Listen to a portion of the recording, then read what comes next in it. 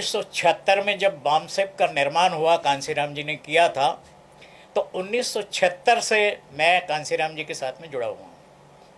पहले बामसेप बनी 6 दिसंबर 76 को, और उसके बाद DS4 बना 6 दिसंबर 81 को, और उसके बाद 14 अप्रैल को BSP बनी।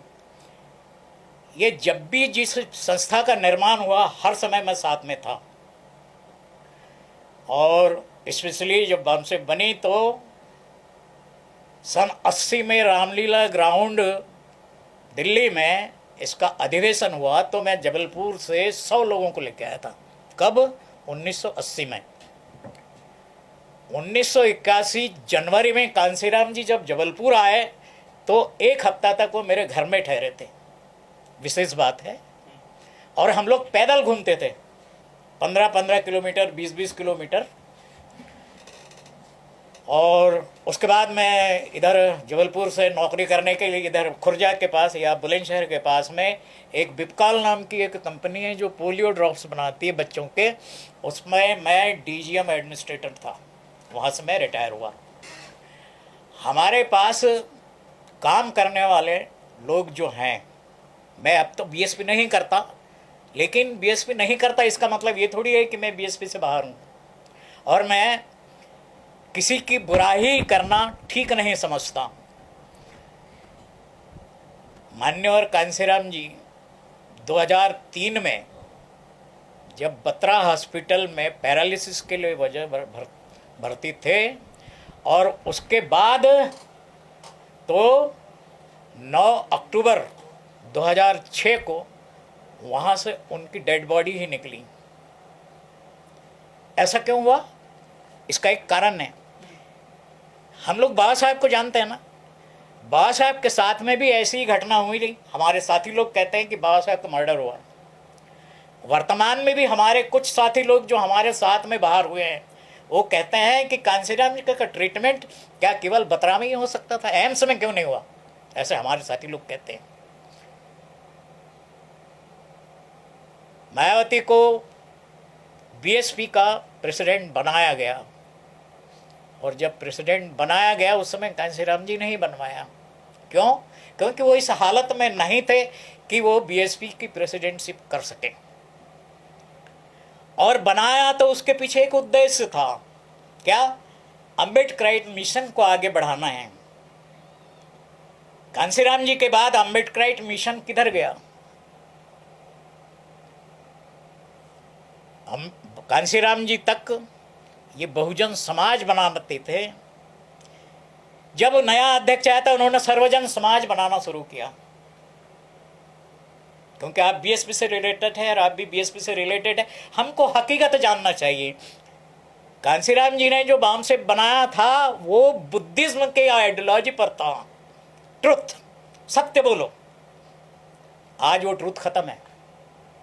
आज वो ट्रुथ खत्म है। कांसीराम जी ने कहा था कि मैं परिवार से कोई संबंध नहीं रखूंगा, ना मेरे नाम पे कोई अकाउंट होगा, और ना ही मैं परिवार के पास जाऊंगा।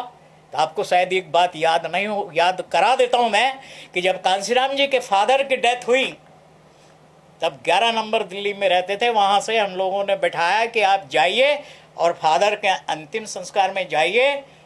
कांसीराम जी को गाड़ी में बिठाया, गाड़ी में गए, आधे दूर तक के गए, वहाँ से दूसरी गाड़ी से वापस आ गए। बोले मेरा कोई परिवार से संबंध नहीं है। ट्रुथ। मायावती ने भी यही कहा कि मेरा कोई परिवार से संबंध नहीं है। लेकिन क्या किया उनने? अपने भाई आनंद को उपाध्यक्ष बना दिया। कितना पढ़ा है वो मालूम है? जब मैं बुलंदशहर में था, बुलंदशहर के पास एक ग्यासपुर नाम की जगह है, वहाँ पर एक गार्डन बगीचा खरीदा गया था, मालूम है आपको? वहाँ पे वो रहता था। और मुझे मालूम है, हमारे तो काफ़ी, अब मैं भी बुलंदशहर में ही रहता था ना तब वहाँ जा कर के हम मिलते थे। उसके बाद अभी वर्तमान में क्या हुआ? आनंद का लड़का आकाश आनंद, उसको कोऑर्डिनेटर बना। नेशनल कोऑर्डिनेटर, आता कुछ नहीं, साफ बताता हूँ मैं। क्योंकि इन लोगों से मैं मिला हूं ना, जिन लोगों ने अपना खून पसीना बहाया वो लोग आज सब बाहर है और सारे चमचे अंदर है। कांसीराम जी ने ये कहा था और बाबा साहब ने भी कहा था कि यदि आपने अपने साथ में किसी ब्राह्मण को लिया तो वो डूब जाएगा जिस तरह से आरपीआई डूब गई। स्थिति ये है। साफ और ट्रुथ, सत्य बोलना चाहिए। हम सत्य नहीं बोलते इसलिए पिछड़ गए, हम सच नहीं बोलते इसलिए पिछड़ गए। और जो इंटेलिजेंसिया बीएसपी के साथ में था आज वो इंटेलिजेंसिया नहीं है। यह भी एक बहुत बड़ा ड्रॉबैक है, बहुत बड़ा पॉइंट है। और मैं और मेरे साथ के लोग, आपको मैं बता देता हूं, फरवरी 81 में करोल बाग अग्रवाल धर्मशाला में इंडिया के टॉप 38 लोगों का कैडर हुआ था 10 दिन का। उसमें मायावती भी थी हमारे साथ। इंडिया के टॉप 38 लोगों का कैडर फरवरी में अग्रवाल धर्मशाला करोल बाग में हुआ था। वहां पर बामसेप का ऑफिस भी नजदीक ही है। उन 38 लोगों में से 37 लोग बाहर है, केवल एक मायावती भर है। ऐसा क्यों हुआ? जिन लोगों को साहब पसंद करते थे उन लोगों को मायावती ने बर्फ में लगा दिया, ऐसा वो कहती है। अब बुरा नहीं मानना, मैं जो बात सही है, जो सही है वो बता रहा हूं। और मैं ये नहीं कहता कि हम वोट किसको देना चाहिए, हमारे सामने कोई विकल्प नहीं है, समाज के सामने कोई विकल्प नहीं है। आरपीआई गड्ढे में चली गई। आज बीएसपी और इस समाज को जोड़ने वाली इंडिया में 117 पार्टियां हैं। कितनी हैं? 117 पार्टियां। उसकी लिस्ट है मेरे पास में। एक वो सावित्रीबाई फुले। कौन सी सावित्रीबाई फुले? ज्योतिबा फुले की घरवाली नहीं, श्रावस्ती वाली। उसने भी एक बीएसपी बनाई और नाम क्या रखा उसका मालूम है? कांसीराम बीएसपी। कांसीराम बीएसपी। मैंने उससे पूछा, कांसीराम बीएसपी नाम रखने से तुम्हारा फायदा क्या है? और उसकी वो राष्ट्रीय अध्यक्ष है, उसकी वो राष्ट्रीय अध्यक्ष है। और ये हमारा सत्यानाश क्यों हो रहा है? क्योंकि चमारों में और महारों में एकता नहीं है। यूपी का चमार जब महाराष्ट्र में जाता है तो वहां के महार लोग चमारों को भाव नहीं देते। यूपी में आता है तो चमार लोग उसको भाव नहीं देते। भाव नहीं देते का मतलब समझ गया? मेरे ख्याल से आपके पहले क्वेश्चन का आंसर पूरा हो गया है। हो गया ना पूरा? बिल्कुल बिल्कुल। सर आपने कहा जो मान्यवर साहब के साथ लोग थे सबको बहन जी ने बाहर कर दिया, तो उसका कोई तो कारण रहा होगा सबको बाहर करने। उसका कारण है ना, उसका सबसे बड़ा कारण ये है कि ये लोग चमचागिरी नहीं करना चाहते थे और इसको चमचों से बड़ा प्यार है। जो इंटेलिजेंस का होता है वो नॉन इंटेलिजेंस की चमचागिरी नहीं कर सकता। आज जैसे हमारे साथ के सारे, मैंने क्या बताया, 38 लोगों को साहब ने ट्रेनिंग दिया 10 दिन, प्रतिदिन 16 घंटे। मैं भी था उसमें, इसलिए मुझे मालूम है। चमचे कौन है मायावती के साथ इस समय? सबसे बड़ा चमचा तो वो है। उसको छोड़ दीजिए। उसको छोड़ करके अभी आपके पड़ोस में बुलंदशहर में कौन है? बुलंदशहर का जो कभी जेल मंत्री भी रहा है, उसको मैंने बीएसपी सिखाया है, मालूम है नाम? धर्मवीर अशोक। सबसे बड़ा चमचा। चमचा किसे कहते हैं मालूम है आपको? कांसीराम साहब ने चमचा एज लिखी है, आपने पढ़ी है? आपने भी पढ़ी है? नहीं पढ़ी, उसको पढ़िए। चमचा किसे कहते हैं? चमचा उसे कहते हैं जो ये चमचा है, दिस इज चमचा रखा है, ये कुछ नहीं करेगा। चमचा कुछ नहीं करता। चमचे में अपनी बुद्धि नहीं होती, चमचे में अपनी बुद्धि नहीं होती। चमचा क्या करता है? चमचा जिस हाथ में होता है उस हाथ के लिए काम करता है। चमचा जिस हाथ में होता है उस हाथ के लिए काम करता है, चमचा अपने आप कुछ नहीं करता। और धर्मवीर अशोक का तो चुनाव में कोई इंटरफेयर नहीं रहा। कौन कहता है? धर्मवीर अकबर से तो मेरी रोज बात होती, मैंने पढ़ाया है भाई उसको, मैंने बाम से पढ़ाया है, बीएसपी पढ़ाया है, मैं बुलंदशहर में ही था, मेरी तो रोज बात होती रहती है। किसने कहा नहीं है? उससे वो चमचा है, उससे कहा यूपी में नहीं आओगे, नहीं आया। फिर से बताऊं, हमारे पास में बुद्धि है। आपने जो सवाल किया था कि जो लोग इंटेलिजेंसिया है, वो इंटेलिजेंसिया नॉन इंटेलिजेंसिया के साथ में कभी नहीं रह सकता। तो फिर मायावती के साथ में जब गाड़ियां नहीं थी तब वो मेरे साथ बस में घूमती थी। आपको एक विशेष बात बता रहा हूं मैं, 11 फरवरी 1981 को हम मुजफ्फरनगर गए थे, काय से? बस से। तो आप चाहते हैं अभी भी गाड़ी में घूमे मायावती? अब तो घूमे, मैं ऐसा नहीं चाहता, मैं क्या बता रहा हूं कि कहाँ स्थिति थी, अर्श से फर्श पे आ गए लोग। अब वो स्थिति नहीं है। हम जब शुरुआत किया था, कांशीराम साहब ने जब शुरुआत किया था, तब उन्होंने एक बात कही थी, बाबा साहब ने भी वही बात कही थी। कांशीराम जी का क्या है? कांशीराम जी एक, आप भिक्खु समझते हैं? भिक्खु समझते हैं? कांशीराम बगैर चिवर के भिक्खु थे। भिक्खु के पास कोई प्रॉपर्टी नहीं होती, उसकी कोई रिश्तेदारी नहीं होती, उसकी कभी कोई शादी विवाह नहीं होता है। कांशीराम ऐसे व्यक्ति थे। तो मायावती तो वही है, कौन सी प्रॉपर्टी उनके नाम है ना, उन्होंने शादी ब्याह किया? क्या बोलते हैं? परिवार है कि नहीं? परिवार है कि नहीं? शादी वाला परिवार नहीं कहलाता। नहीं सर, पढ़ने की बार बार बात आ रही, पढ़े हो तो लालू के परिवार में भी कोई नहीं है। हमको लालू से क्या लेना देना है? हमको लालू से क्या लेना देना है? लालू से हमको क्या लेना देना है? वो तो ब्राह्मणवादी आदमी है, हम तो अम्बेडकराइट आदमी हैं। लालू ओबीसी का आदमी है, मुलायम ओबीसी का आदमी है। ये लोग अम्बेडकराइट मूवमेंट वाले नहीं हैं। अगर ये लोग अम्बेडकराइट मूवमेंट के साथ में अगर जुड़ जाते हैं, आज हमारी जो दुर्दशा हो रही है वो इसलिए नहीं होती। हमारी दुर्दशा का कारण ओबीसी के ये लीडर हैं। हमारे लीडर तो है ही, हमारे इतने लीडर है। मैंने जैसे बताया कितनी पार्टियां हैं? 117।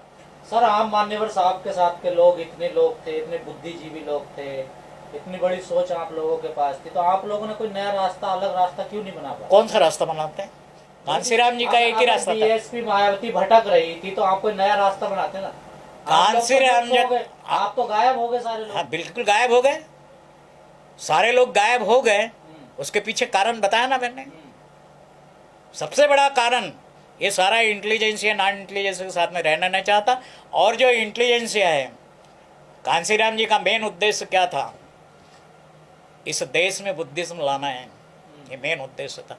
उन्होंने बुद्धिज्म के नाम पर भी एक बुद्धिस्ट रिसर्च सेंटर भी बनाया था। सर, ये भंते भी कहते हैं, रोज जो दारू पीते हैं ना, अय्यासी करते हैं, हाँ, क्या बुद्धिज्म लाएंगे भारत में? वे ये जो भंते दिन रात दारू अय्यासी कर रहे, पी रहे हैं। आपको मैं एक सलाह देना चाहता हूँ। बुद्ध यहाँ पैदा हुए थे, लेकिन बुद्धिज्म तो खत्म हो गया था। लेकिन लाया किसने? बाबा साहब ने लाया। और बाबा साहब ने अपनी एक किताब लिखी है, what is the future of Buddhism. उस किताब में उन्होंने लिखा है कि इस देश में अगर बुद्धिज्म को किसी से खतरा है तो इस देश के भिक्खुओं से। इसलिए ये भिक्खु लोग क्या कर रहे हैं? बेवकूफ बना रहे हैं। किसको बेवकूफ बना रहे हैं? हम लोगों को। जो बुद्धिज्म जिसने नहीं पढ़ा, मैं तो उसको अनपढ़ समझता हूँ। सर, आपने कहा मान्यवर साहब यहाँ बुद्धिज्म लाना चाहते थे जी, तो बहन जी को बुद्ध में क्यों नहीं कर पाए? वो तो मैं एक ही चीज को बार बार रिपीट नहीं करना चाहता। आज इतनी बड़ी कमान सौंप दी बहन जी को, उन्होंने कुछ तो सोचा ही होगा। हाँ, सोचा था ना, सोचा था। उन्होंने ये सोचा था कि ये कुछ करेगी, मेरे कारवां को ये आगे बढ़ाएगी।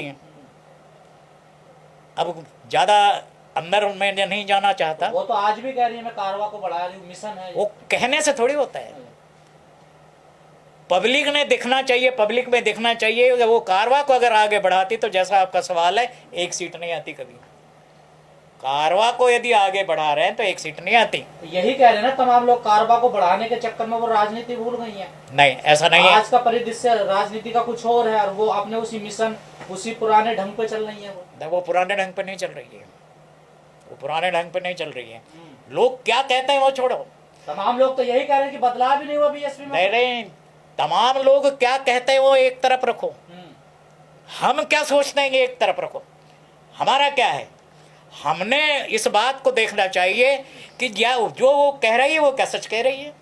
ना बाबा साहब के सिद्धांत को फॉलो कर रही है और ना अगर सर सच नहीं, पूरी बात सुन लीजिए सर, सच नहीं कह रही तो इस समाज में तमाम नेता आए, हाँ, जो मायावती को दिन रात गाली देते हैं, वो अपना पद बनाना चाहते हैं, उन्हें एक्सेप्ट नहीं करा समाज ने आज तक। हाँ। मायावती को एक्सेप्ट करा समाज ने अब तक। हाँ, समाज ने एक्सेप्ट किया ना। हाँ। समाज ने एक्सेप्ट किया इसलिए तो अगर वो गलत थी तो क्यों एक्सेप्ट कर रहा था? समाज ने एक्सेप्ट किया इसलिए तो एक सीट आई।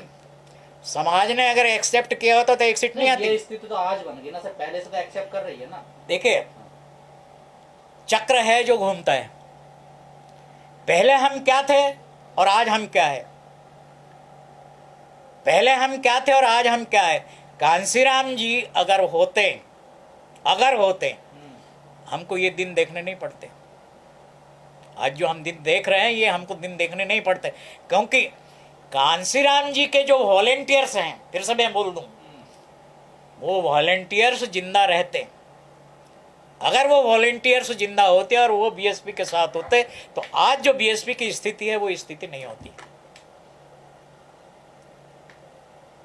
आपको और बता दूं मैं कुछ चीजें। कांसीराम जी जब थे तो वो अखबार निकालते थे। क्या निकालते थे? अपरिष्ट इंडियन, बहुजन संगठक, बहुजन नायक।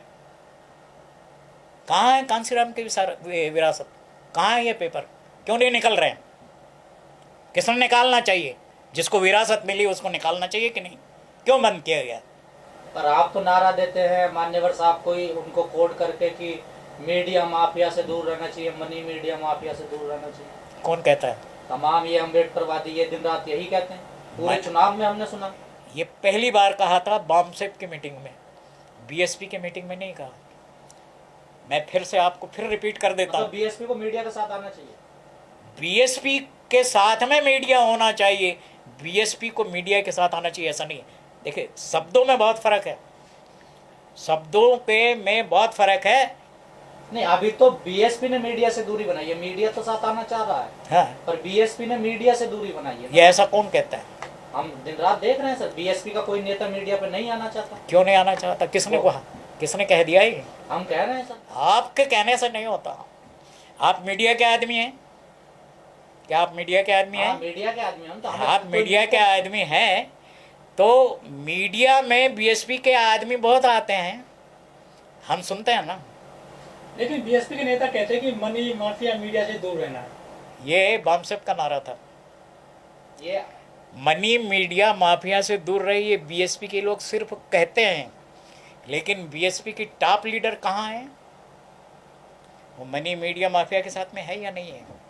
आज इतने सारे मनी के चल रहे हैं, वो किस पे चल रहे हैं? सतीश चंद्र मिश्रा को एडवोकेट किस लिए रखा गया? इसलिए रखा गया ना। मैं फिर से आप लोगों से फिर कहता हूँ, हमें गहराई तक बातें मालूम होना चाहिए। सतीश चंद्र मिश्रा को साथ रखने का एक ही कारण है कि वो पैसों के लेन देन से बचाव करे, एक ही कारण। इसलिए उसको जनरल सेक्रेटरी बनाया गया है, अदरवाइज कोई बात नहीं। तो दूसरे लोग तो काम करते हो, दूसरे लोग जो साथ में काम करते हैं वो सारे चमचे हैं, एक भी इंटेलिजेंट आदमी नहीं है। तो सर ये तो प्रकाश अंबेडकर, राजरत्न अंबेडकर, बामेन मेश्राम, उदित राज, ये जो तमाम नेता हैं दलितों की एक बड़ी लिस्ट है राजनीति में। हाँ। ये तो कुछ करते हैं ना सर। क्या करेंगे? ये क्या करेंगे? मायावती गलत है तो इन लोगों तो कुछ करना चाहिए। ये करते क्या हैं? हाँ। ये लोग क्या करते हैं? फिर से मैं कुछ चीजों को रिपीट करता हूं। जैसे बीजेपी है, बीजेपी का चुनाव होता है, लीडरशिप होती है। बीएसपी का कब चुनाव होता है? कब लीडरशिप होती है? जैसे आपने सबके चुनाव जैसे हो रहे सबको पता नहीं हो नहीं, कैसे चुनाव करती है, किसको चुनती है, ये सब पता है। वह बाकी के लोगों के जिनके आपने नाम लिया उनके बारे में भी बता दूं। हम राष्ट्रीय अध्यक्ष मरते तक दम तक रहेंगे। प्रकाश आंबेडकर हो, चाहे वामन मेश्राम हो, और किसके किसके नाम लिया। उदित राज कांग्रेस में चला गया पासवान वगैरह भी है, पासवान मर गया, उसका लड़का बेकार है, वो फिल्म में काम करने गया था, वहाँ से भगा दिया उसको। और किस किस के नाम लिए थे आपने। एक नया उभरता चेहरा चंद्रशेखर आजाद है, चंद्रशेखर आजाद क्या कर रहा है, कुछ नहीं कर रहा है, बोलता है मैं वकील हूँ। और बताइए 2-4 नाम, और नहीं तो मैं बताऊंगा और नाम। 117 पॉलिटिकल पार्टीज रजिस्टर्ड है कागजों में, दलितों की नहीं कहो उसको, दलित शब्द अब नहीं इस्तेमाल होता, दलितों की नहीं, चबारों की और महारों की और खटीकों की। जो बोलता ना 6000 जातियां हैं, 6000 जातियों में से 50 जातियां भी इकट्ठी नहीं है। तो सर किसका काम है इकट्ठा करना है? किसका काम है ये, किसका काम है आप बताइए ना, किसका काम है, कौन करेगा।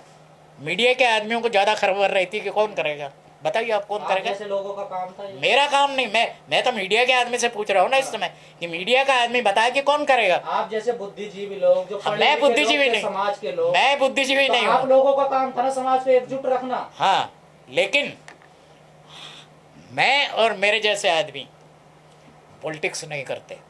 हमारे साथ के जितने 37 आदमी थे कोई भी पॉलिटिक्स में नहीं है। महाराष्ट्र में सबसे ज्यादा पॉलिटिकल पार्टीज हैं, सारे की सारी पॉलिटिकल पार्टियां कौन चलाता है, महार चलाते हैं। और वहां पर महारों का चमारों से कोई लेन देन नहीं। आज की तारीख में मैं बता रहा हूं, आज की तारीख में कोई महार चमार के घर में जाके पानी नहीं पीता। आज की तारीख में भी बोलते हैं छुआछूत खत्म हो गया। कैसे हुआ? आपस में तुम्हारा पानी लेन देन नहीं है, तो फिर दूसरों गालियां क्यों देते हो आप लोग? कौन गाली देता है?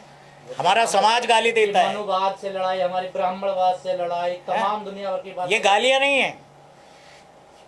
कांसीराम साहब ने एक बात कही थी, मैंने पूछा था उनसे, जब ट्रेनिंग के पीरियड में हमने एक बात पूछी थी कि आप हमेशा ब्राह्मणों के खिलाफ ही क्यों बोलते हो, ये पूछा था मैंने। उन्होंने जवाब दिया था, अगर हमें अपने लोगों को इकट्ठा करना है तो जिन लोगों ने हमारा उत्पीड़न किया उनके खिलाफ तो बोलना ही पड़ेगा। जिन लोगों ने हमारा उत्पीड़न किया, जिन लोगों ने हमें शूद्र बनाया, उनके खिलाफ तो बोलना पड़ेगा ना। अभी वर्तमान में जैसा जो चल रहा है, जैसा कश्मीर फाइल्स चल रहा है, कश्मीर फाइल और सुधरादी राइजिंग, आपने देखा सुधरादी राइजिंग? देखा है कई बार देखा। क्या है विशेषता उसमें? वही बड़ी व्यवस्था है उसमें, और क्या। आपने वो भी देखा, जय भीम भी देखा होगा। जो लोग ये फिल्म बनाते हैं वो लोग शूद्र नहीं है। जो लोग ये फिल्म बनाते हैं वो शूद्र नहीं है। शूद्रों के पास में इतनी ताकत नहीं है कि वो अपनी फिल्म बनाए। एक हमारे जो है रमेश थेटे, जो रिटायर्ड IAS ऑफिसर है, उन्होंने क्या बनाया है, फिल्म बनाई है। कौन सी फिल्म बनाई? आप मीडिया के आदमी हैं, आप बताइए कौन है? दीवा कोरेगांव। अभी तक रिलीज क्यों नहीं हुई? क्योंकि उस फिल्म का बनाने वाला शूद्र है। उस फिल्म का बनाने वाला शूद्र है और सेंसर बोर्ड उसको पास नहीं कर रहा है, इसलिए रिलीज नहीं हुई।